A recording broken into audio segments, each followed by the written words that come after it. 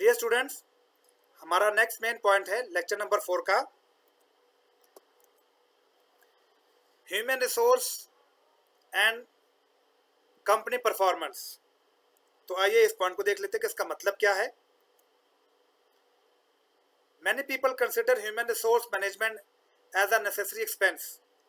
बहुत सारे लोग ये समझते हैं कि जो ह्यूमन रिसोर्स मैनेजमेंट है ये एक ज़रूरी एक्सपेंस है। However, research shows that human resource management practices can be valuable। लेकिन रिसर्च करने वालों ने इस चीज़ को शो किया है कि जो ह्यूमन रिसोर्स मैनेजमेंट के जो प्रैक्टिसेस हैं ये खर्चा नहीं है, ये एक्सपेंस नहीं है, ये बेसिकली एक वैल्यूएबल प्रैक्टिसेस हैं, वैल्यूएबल डिसीजंस हैं। सच एज, जैसे आप देख रहे हैं अपने स्क्रीन के ऊपर, होम टू हायर, किसको हायर करना है ये आपको कौन बताता है? ये कौन कर रहा होता है? आपका ह्यूमन रिसोर्स मैनेजमेंट कर रहा होता है, क्योंकि इनको पता होता है कि रिक्रूटमेंट किस तरह करनी है, सिलेक्शन किस तरह करनी है, किसको सेलेक्ट करना है, किसको सेलेक्ट नहीं करना है, किसको क्या सैलरी देनी है, किसको क्या सैलरी नहीं देनी है। इसके बारे में डिसीजन कौन ले रहा होता है? ह्यूमन रिसोर्स मैनेजमेंट ले रही होती है। ये प्रैक्टिसेस कौन कर रहा होता है? ह्यूमन रिसोर्स मैनेजमेंट कर रहा होता है। व्हाट टू पे, इनको पे क्या करना है, कंपनसेशन कितनी देनी है, सैलरी कितनी देनी है, बोनस देना है कि नहीं देना, साल के बाद उनको इंक्रीमेंट देना है कि नहीं देना। थर्ड पे, व्हाट ट्रेनिंग टू ऑफर, कि कौन कौन सी ट्रेनिंग ऑफर करनी है, किस एम्प्लॉय को कौन सी ट्रेनिंग देनी है, कौन सा मेथड यूज करना है ड्यूरिंग द ट्रेनिंग, ट्रेनिंग को हम इफेक्टिव कैसे बना सकते हैं। ये प्रैक्टिसेस कौन कर रहा होता है? ऑर्गेनाइजेशन के अंदर ह्यूमन रिसोर्स मैनेजमेंट कर रहे होते हैं, ह्यूमन रिसोर्स डिपार्टमेंट कर रहा होता है। And how to evaluate employee performance, और एम्प्लॉय की परफॉर्मेंस को एवेल्युएशन या एवेल्युएट कौन कर रहा होता है? ह्यूमन रिसोर्स डिपार्टमेंट कर रहा होता है। उनके परफॉर्मेंस को एवेल्युएशन कैसे करनी है, कौन सा मेथड यूज करना है, कौन से टूल यूज करने हैं, ये कौन कर रहा होता है? इसके बारे में डिसीजन कौन ले रहा होता है? ह्यूमन रिसोर्स मैनेजमेंट ले रहा होता है, ह्यूमन रिसोर्स डिपार्टमेंट ले रहा होता है।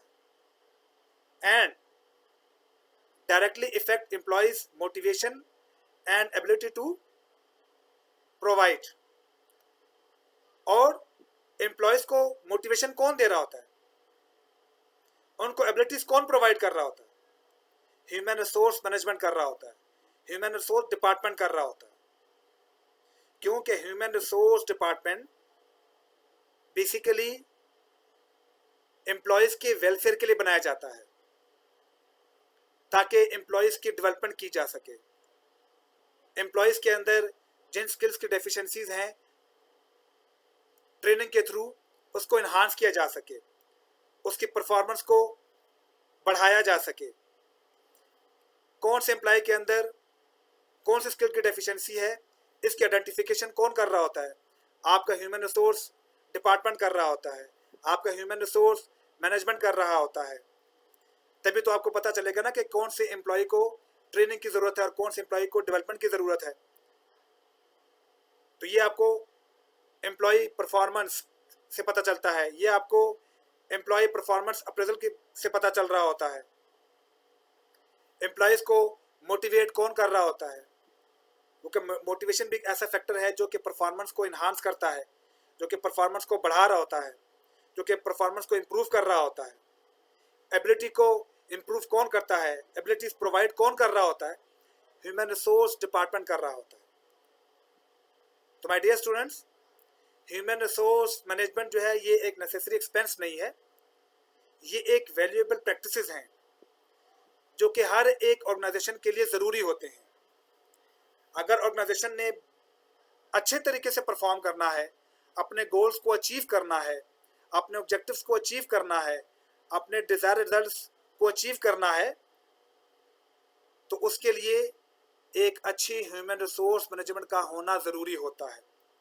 तभी वो अच्छे लोगों को हायर कर पाएगा, तभी वो हर शख्स की एबिलिटी के मुताबिक उसको पे कर पाएगा, तभी वो उनके लिए training program, development programs arrange कर पाएगा, तभी वो अपने एम्प्लॉयज़ की परफॉर्मेंस को एवेल्युएट कर पाएगा, वो अपने एम्प्लॉयज़ को मोटिवेट कर पाएगा, उनको एबिलिटीज़ प्रोवाइड कर पाएगा।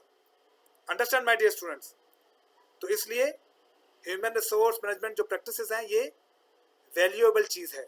ह्यूमन रिसोर्स मैनेजमेंट बहुत ज़्यादा इंपॉर्टेंस रखता है ऑर्गेनाइजेशन के लिए। अंडरस्टैंड? डियर स्टूडेंट्स, हमारा नेक्स्ट और लास्ट पॉइंट है लेक्चर नंबर 4 का, की एलिमेंट्स ऑफ स्टाफिंग, जिसका दूसरा नाम है functions of human resource management. दूसरा नाम क्या है इसका? Functions of human resource management. तो आइए हम देखते हैं कि की एलिमेंट ऑफ स्टाफिंग क्या चीज़ है या functions of human resource management क्या चीज़ है। की एलिमेंट्स ऑफ स्टाफिंग या ह्यूमन रिसोर्स के मैनेजमेंट के फंक्शंस। सबसे पहला स्टाफिंग यानी एचआर प्लानिंग, ये की एलिमेंट्स है। रिक्रूटमेंट की एलिमेंट्स है। सिलेक्शन की एलिमेंट्स है। एचआर प्लानिंग में ह्यूमन रिसोर्स क्या कर रहा होता है? वो फ्यूचर के लिए प्लानिंग कर रहा होता है कि फ्यूचर में हमारे ये ऑब्जेक्टिव्स होंगे, तो उन ऑब्जेक्टिव्स को अचीव करने के लिए हमें कितने लोगों की ज़रूरत होगी, कितने एम्प्लॉयज़ हमें चाहिए होंगे और उनके अंदर कौन कौन सी स्किल्स होनी चाहिए। ये प्लानिंग कौन कर रहा होता है?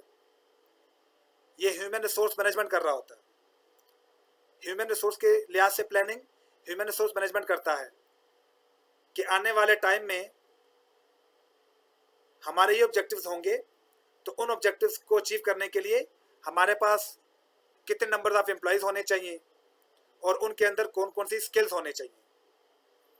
फिर रिक्रूटमेंट, कैंडिडेट्स का पूल कैसे डेवलप करना है, कैसे ज़्यादा से ज़्यादा लोगों को इंटरव्यूज़ के लिए और टेस्ट के लिए बुलवाना है, क्योंकि जितने आपके पास लोग ज़्यादा होंगे उतना ही आपके पास बेटर चांस होता है कि आप अच्छे से अच्छा एम्प्लॉय सेलेक्ट कर सकें। फिर सिलेक्शन कैसे करनी है, स्टैंडर्ड्स कौन से होंगे, सिलेक्शन किस बेस पे करनी है, ये कौन बता रहा होता है आपको? ये ह्यूमन रिसोर्स मैनेजमेंट बता रही होती है आपको। सेकंड पे ह्यूमन रिसोर्स डेवलपमेंट, के लोगों की डेवलपमेंट कैसे करनी है, एम्प्लॉयज़ की डेवलपमेंट कैसे करनी है, उनके डेवलपमेंट प्रोग्राम्स कैसे अरेंज करने हैं। ये भी की एलिमेंट है ह्यूमन रिसोर्स मैनेजमेंट का, ये भी फंक्शन है ह्यूमन रिसोर्स मैनेजमेंट का। कंपनसेशन एंड बेनिफिट्स, किसको क्या कंपनसेशन देनी है, किसको क्या बेनिफिट्स देने हैं, किसको क्या सैलरी देनी है, किसको कितना इंक्रीमेंट देना है, किसको इंक्रीमेंट नहीं देना है, ये कौन कर रहा होता है? ये भी आपका ह्यूमन रिसोर्स मैनेजमेंट कर रहा होता है। ये भी फंक्शन है ह्यूमन रिसोर्स मैनेजमेंट का। नेक्स्ट पे सेफ्टी एंड हेल्थ, एम्प्लॉयज़ की सेफ्टी का ख्याल कौन रखता है, उनकी हेल्थ के लिहाज से प्रोग्राम कौन अरेंज करवाता है, ये भी ह्यूमन रिसोर्स मैनेजमेंट का फंक्शन है। Employer and labour relationship, relationship between the employer and the labour, ये भी फंक्शन है ह्यूमन रिसोर्स मैनेजमेंट का कि एक अच्छा रिलेशनशिप बिल्ड किया जाए between the employer and the labour, ताकि वो एक दूसरे को समझ सकें, एक दूसरे के नीड को समझ सकें, ताकि टास्क अच्छी तरह परफॉर्म हो। रिकॉर्ड्स मेंटेनिंग, एम्प्लॉयज़ के लिहाज से, उनकी परफॉर्मेंस के लिहाज से रिकॉर्ड कौन मेंटेन कर रहा होता है? ह्यूमन रिसोर्स मैनेजमेंट कर रही होती है, ताकि जब उनकी एवेल्युएशन की जाए, जब उनकी प्रमोशन का टाइम आए, जब उनके इंक्रीमेंट का टाइम आए, तो रिकॉर्ड आपके पास अवेलेबल हो, ताकि आपको पता हो कि किसको प्रमोशन देनी है और किसको प्रमोशन नहीं देनी, किसको इंक्रीमेंट देना है, किसको इंक्रीमेंट नहीं देनी, किसको कितनी इंक्रीमेंट देनी है, ये आपको रिकॉर्ड से पता चल रहा होता है। तो इस रिकॉर्ड, उसकी परफॉर्मेंस के रिकॉर्ड के मेंटेनेंस कौन कर रहा होता है, उसको मेंटेन कौन कर रहा होता है? ह्यूमन रिसोर्स मैनेजमेंट कर रहा होता है, ह्यूमन रिसोर्स डिपार्टमेंट कर रहा होता है। इसलिए ये भी ह्यूमन रिसोर्स मैनेजमेंट का फंक्शन है, ये भी की एलिमेंट है स्टाफिंग का। और finally providing a information base designing and implementing of policies के पॉलिसीज की डिजाइनिंग कैसे होनी चाहिए, पॉलिसीज की इम्प्लीमेंटेशन कैसे होनी चाहिए, इसके बारे में इंफॉर्मेशन कौन प्रोवाइड कर रहा होता है आपको? ह्यूमन रिसोर्स मैनेजमेंट कर रहा होता है, ह्यूमन रिसोर्स डिपार्टमेंट कर रहा होता है, क्योंकि उसके पास हर टीम के बारे में, हर एक एम्प्लॉय के बारे में रिकॉर्ड मेंटेन होता है। तो वो आपको बता सकता है कि किस एम्प्लॉय की स्किल्स क्या है, ताकि आप उसके स्किल्स के लिहाज से उसके लिए टास्क को डिज़ाइन कर सकें, उनके लिए पॉलिसीज़ को डिज़ाइन कर सकें, उनके बेनिफिट्स के लिहाज से पॉलिसीज़ को डिज़ाइन कर सकें, और उन पॉलिसीज़ को इम्प्लीमेंट कैसे करना है ये भी आपको ह्यूमन रिसोर्स मैनेजमेंट बता रहा होता है। इसलिए ये भी फंक्शन है ह्यूमन रिसोर्स मैनेजमेंट का। तो माय डियर स्टूडेंट्स, यहाँ पे हमारा लेक्चर नंबर 4 ख़त्म हो जाता है, और मैं उम्मीद करता हूँ कि हमने जितने भी पॉइंट्स लेक्चर नंबर 4 में डिस्कस किए वो आप लोगों को समझ आ गए होंगे। डियर स्टूडेंट्स, चीज़ों को बार बार रिव्यू करें। मैं हर दफ़ा अपने लेक्चर के एंड में ये चीज़ रिपीट करता हूँ कि आप चीज़ों को बार बार रिव्यू करें, क्योंकि जितना आप चीज़ों को रिव्यू करेंगे, आप उसको बार बार पढ़ेंगे, तो उतने ही आपकी अंडरस्टैंडिंग उन पॉइंट्स के लिहाज से बढ़ती जाएगी। तो कोशिश करें कि जितना चीज़ों को रिव्यू कर सकते हैं कर लें उसको, ताकि आपकी अंडरस्टैंडिंग मज़ीद बेहतर हो, ताकि आपको चीज़ें बेहतर तरीके से समझ आ जाएं।